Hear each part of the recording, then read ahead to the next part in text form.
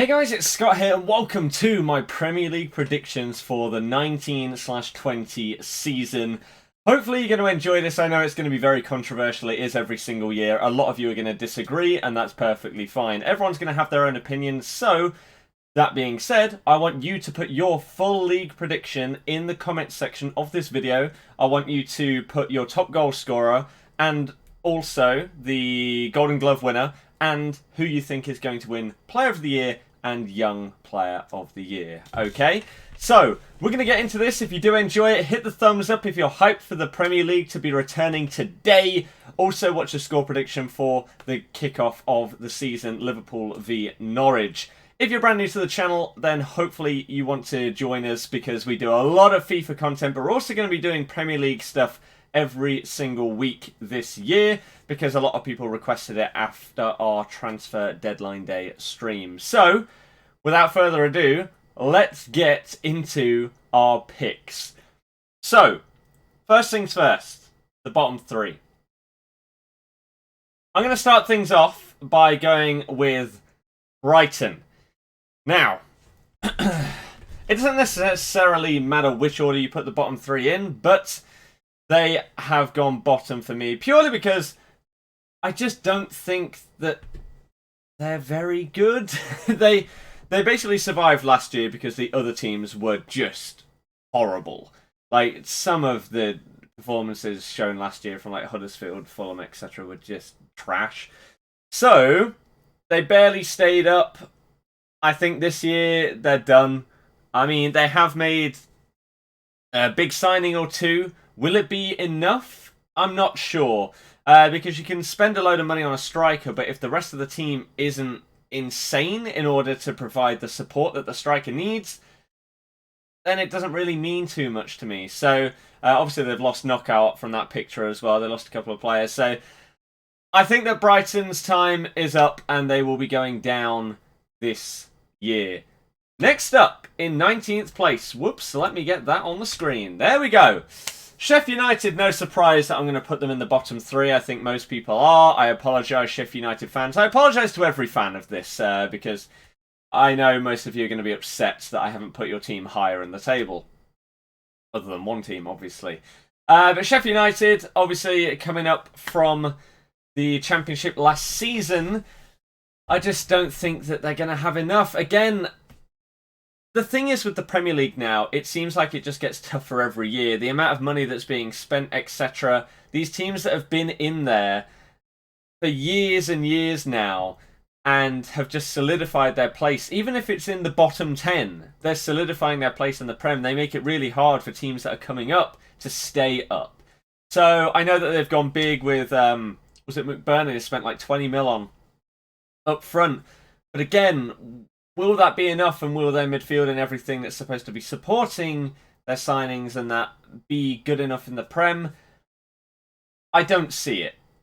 I would love to be proved wrong, and that's the case with a lot of these predictions. I have no hard feelings for any teams or anything like that, and I would love to be proved wrong by promoted teams and seeing them do really well. For example, Wolves last season absolutely smashed it after coming up, and they showed how promotion needs to be supported by the board of the club, the manager, and also the transfers that are made need to gel with the existing players that you've brought up from the previous season.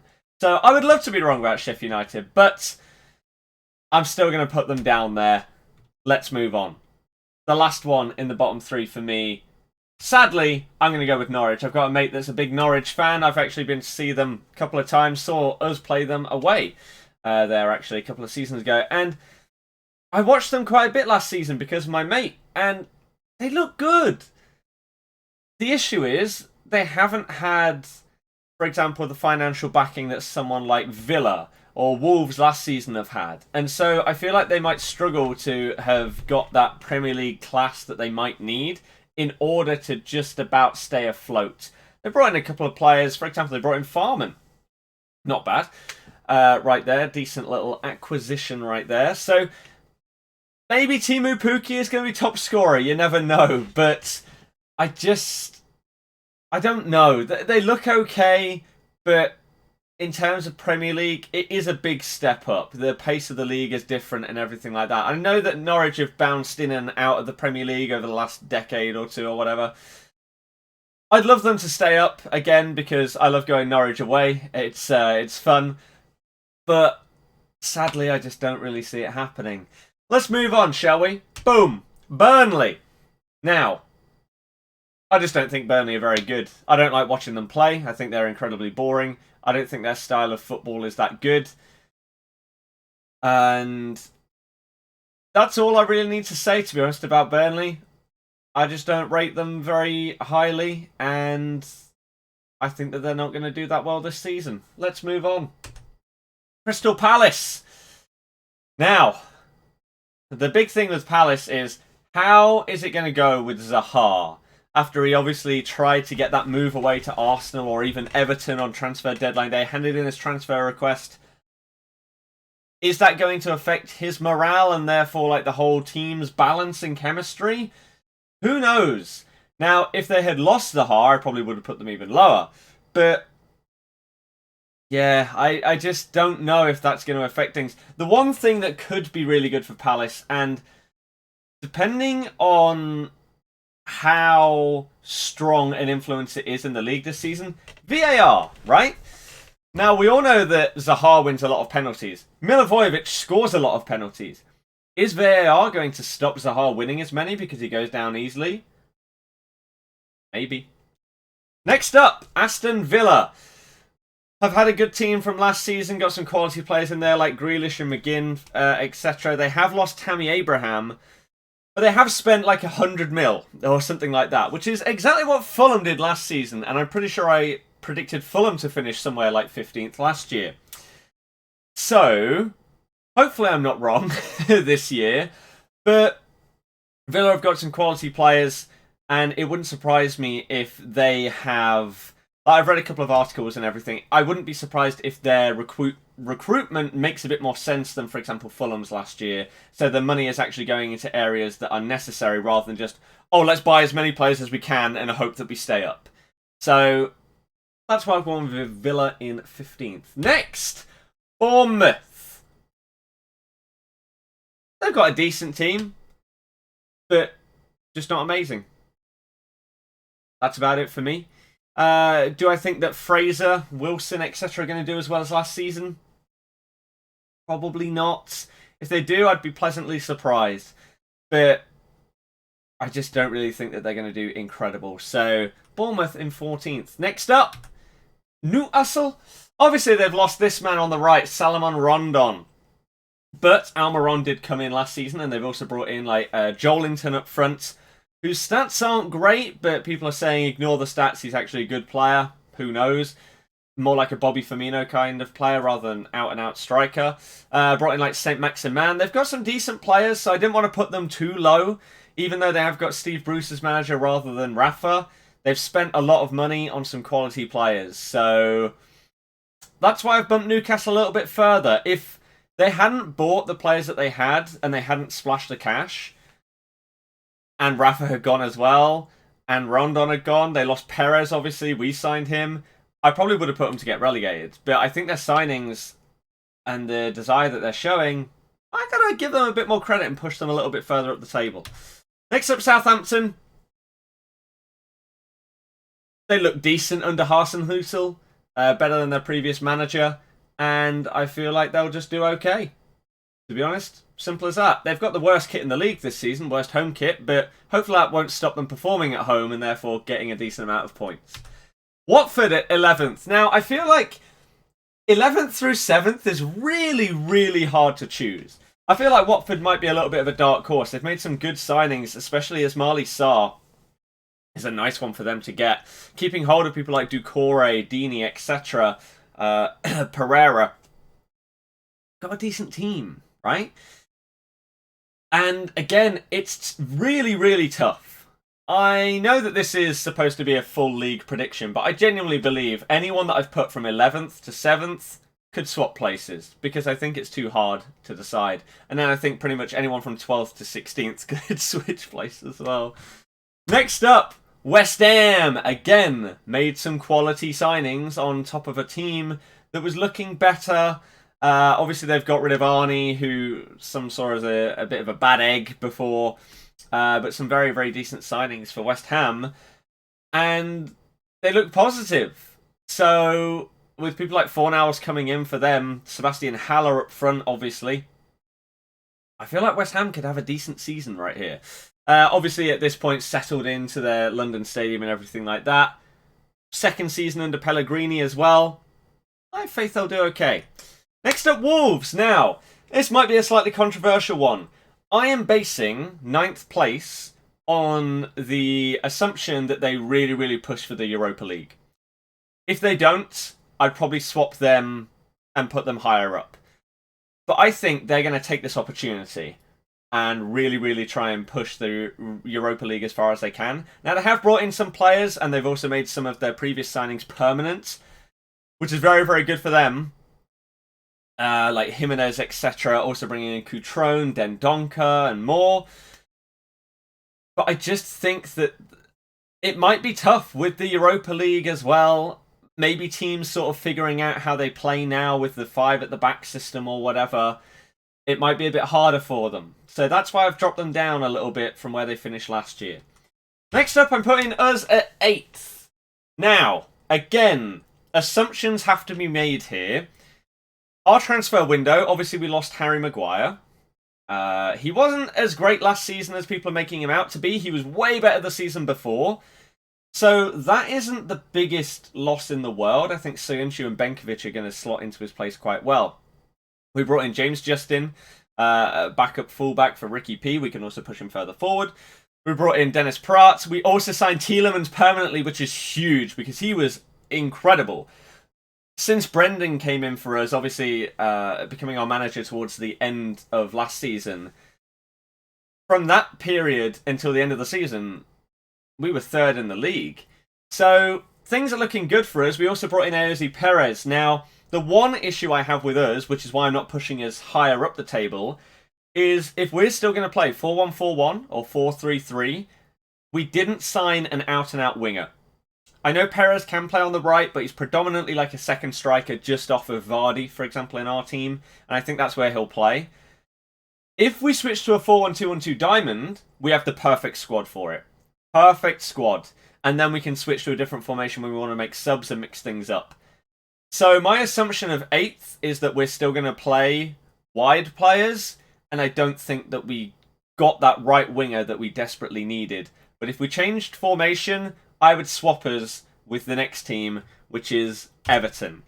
Now, again, they've made some quality signings. They didn't get the Zuma replacement that they were looking for. They also didn't get Zaha that they wanted on deadline day. They got Iwobi instead, but they did sign Andre Gomez permanently, which is good for them, and also Moise Kean. Now, obviously, it's a little early to judge exactly how well he's going to do in the Prem. Obviously, very young, not super experienced, but he has looked good in what he's been open to doing so far in his career. So you've got to give him credit for that and hope that he can bring that into the Premier League.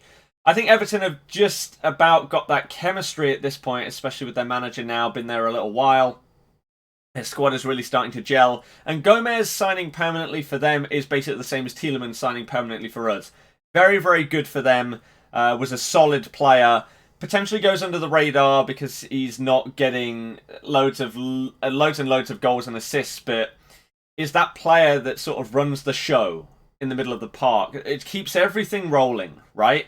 And can see that pass that maybe other players couldn't. So I think that was a very good signing for them, and it's one of the reasons why I'm putting them 7th.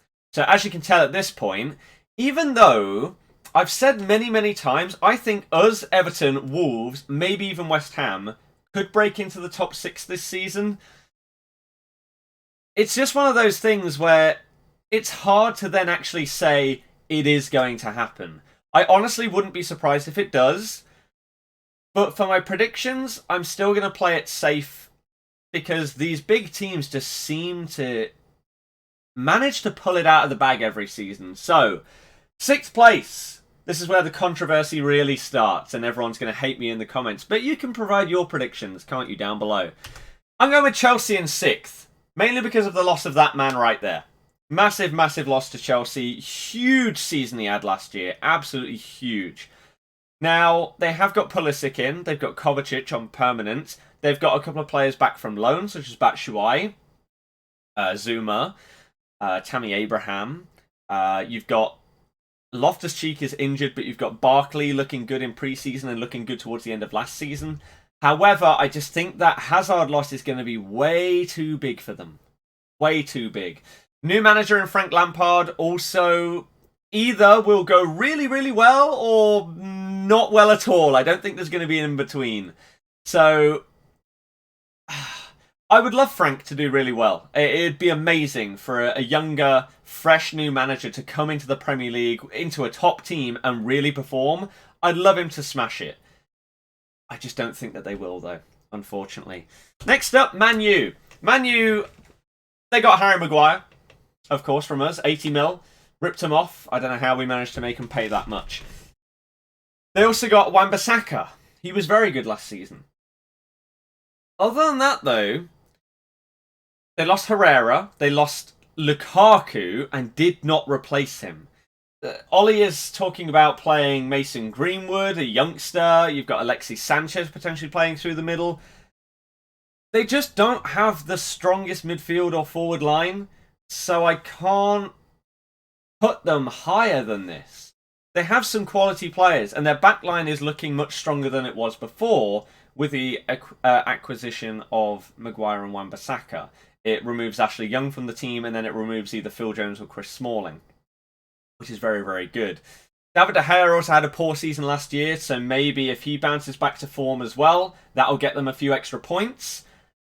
So I'm going with Man U in 5th. I got them right last season, by the way, and I got slated in the comments of my video when I put them down as 6th or whatever it was. So I'm going a little bit higher this year. Next up, Arsenal. Top 4, I know, crazy. But they signed Tierney. They needed a new left-back. They signed David Luiz. They needed a minimum of 1 new centre-back. They also signed Pepe, which is pretty big if he performs like he did for Lille in Ligue 1.